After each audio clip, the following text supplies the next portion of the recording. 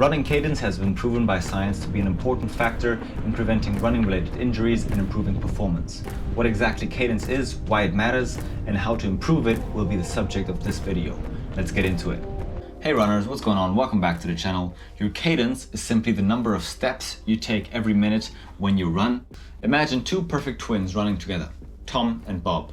They have the same weight, same height, they're traveling the same speed with only one difference, their cadence. Tom is running at 180 steps per minute and Bob is only taking 140 steps per minute. Because it's a little bit difficult to see the difference in cadence and the implication it has on their running form, I transformed Tom and Bob into basic shapes, a square and an octagon. Now, every time the shape falls over, that represents one step. There are three crucial differences between Tom and Bob. Let's see if you can spot them. The first difference between the square and the octagon is the stride length, represented by the length of the shape's sides. Notice how the octagon's sides are shorter than the squares. And if you think about it, this makes a lot of sense. Your speed is simply the result of your cadence, so the number of steps you take, times your stride length.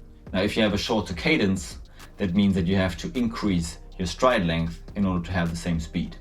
So the first takeaway is the higher your cadence, the shorter your stride. The second difference between Tom and Bob is the vertical movement. Notice how the square is moving more vertically than the octagon. And again, if you think about it, this makes quite a lot of sense.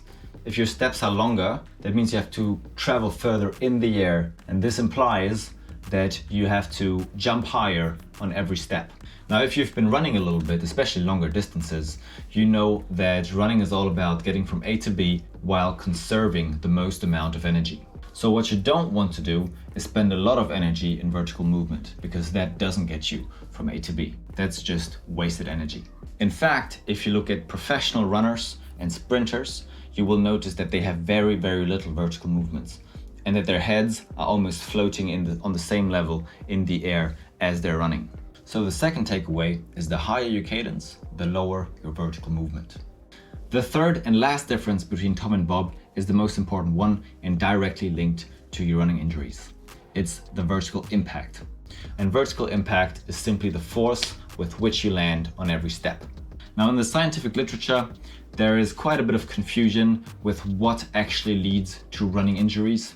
But one thing that has been proven is the correlation between vertical impact and running-related injuries.